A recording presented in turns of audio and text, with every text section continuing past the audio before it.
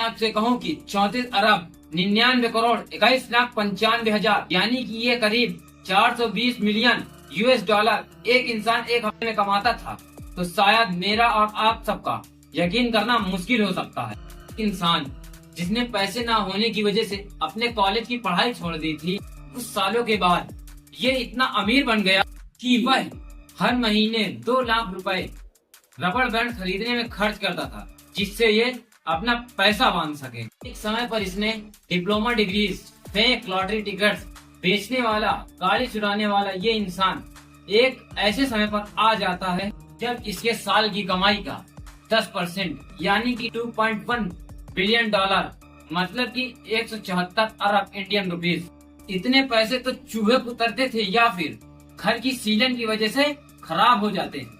मैं बात कर रहा हूँ दुनिया में अभी तक के सबसे बड़े drug mafia, king of cocaine Pablo Escobar. Colombia का रहने वाला पाब्लो एस्कोबार दुनिया के 80% कोकीन की डिमांड पूरी करता था, जिसकी वजह से इसे कोलंबियन ड्रग लॉर्ड भी बोला जाता है। अगर कोई इंसान बिना कुछ सही गलत सोचे समझे सिर्फ पैसे कमाने पर आ जाता है, तो वह इतना क्राइम की दुनिया में क्या क्या कर सकता है, ये देखेंगे आज की इस वीडियो में। 80s के समय में कैसे एक गरीब किसान का बेटा सबसे बड़ा ड्रग माफिया बन जाता है, कैसे एक मामूली सा किडनैपर इतना पावरफुल बन जाता है कि अपने हिसाब से देश का कानून ही बदलवा देता। आइए देखते हैं सब कुछ पूरी डिटेल्स में।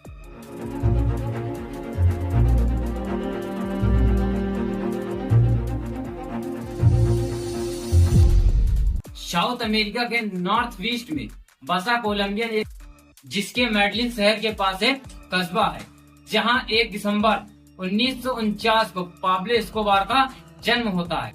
असल में पाब्लो का एक सपना था कि वो पढ़ाई लिखाई करके वो देश के प्रेसिडेंट बने, लेकिन इनके पिता खेती से इतना कमा नहीं पाते थे कि वो पाब्लो को पढ़ा पाए। स्कूल टीचर थी तो उनके पैसों से पाब्लो के स्कूल की पढ़ाई तो जैसे तैसे तो हो गई, लेकिन आगे कॉलेज की महंगी पढ़ाई पूरी करने में सबसे बड़ी रुकावट जो आई वो थी पैसों की कमी।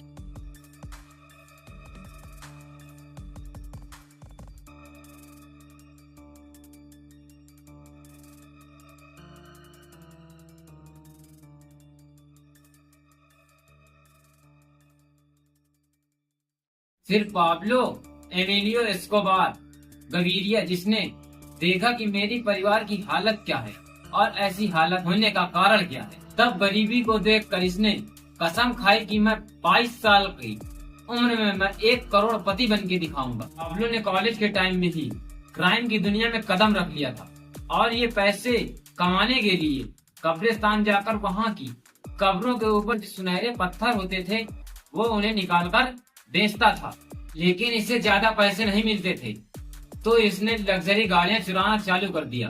1974 में पाब्लो ने एक गाड़ी चुराई थी, जिसकी वजह से ये पहली बार जेल में। पाब्लो ने क्राइम की शुरुआत तो मजबूरी में करी थी, लेकिन अब इसको मजा आने लगा था। जेल में इसने सोचा कि कुछ ऐसा काम किया जाए जिससे कि वह एक ही बार में हजारों डॉलर आ जाए, तो इसने किडनैपिंग का काम शुरू कर दिया। 1970 में इसके हाथ में एक बड़ा शिकार लग गया। इसने कोलंबियन बिजनेसमैन डिएगो एचआईवी को किडनैप करने का प्लान बनाया और बड़ी हिम्मत दिखाकर उनकी सिक्योरिटी से लड़ाई करके उस बिजनेसमैन को किडनैप कर लिया।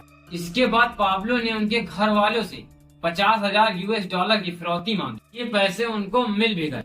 इतनी बड़ी किडनैपिंग के बाद कोलंबियन क्रिमिनल हाउस में ये अफवाह उड़ गई कि एक जाबाज आदमी आया, तब पाब्लो को एक जाना माना किडनैपर माना गया। पाब्लो मशहूर किडनैपर की जिंदगी जी रहा था, तभी इसे सफेद पाउडर के बारे में पता चला। ये पाउडर था कोकीन।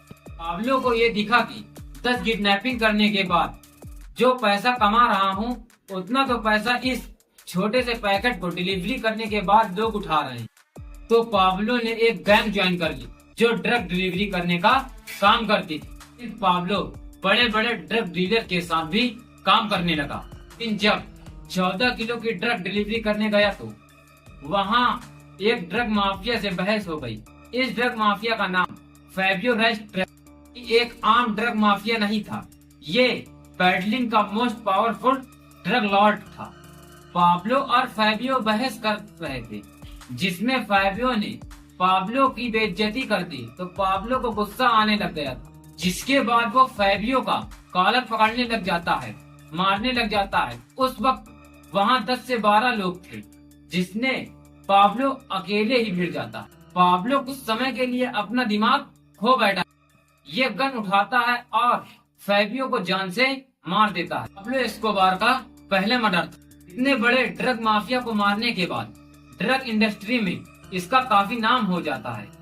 पाब्लो इस कोकीन की दुनिया में इतनी तेजी से कमा, चारों ओर इसका दबदबा बन चुका था। मार्च 1976 इसने 15 साल की लड़की से शादी कर ली और शादी के कुछ महीनों के बाद उसी साल पाब्लो ने मैडलिन कार्टेल नाम का एक ड्रग बेचने वाला ऑर्गेनाइजेशन बना लिया। पहला ऐसा बंदा था जिसने यूएस बॉर्डर के अंदर जाकर वहां के लोगों को ड्रग बेचता था, जिसका रिजल्ट ये आया कि कुछ समय में वहां के लोगों को कोकीन की बहुत ज्यादा।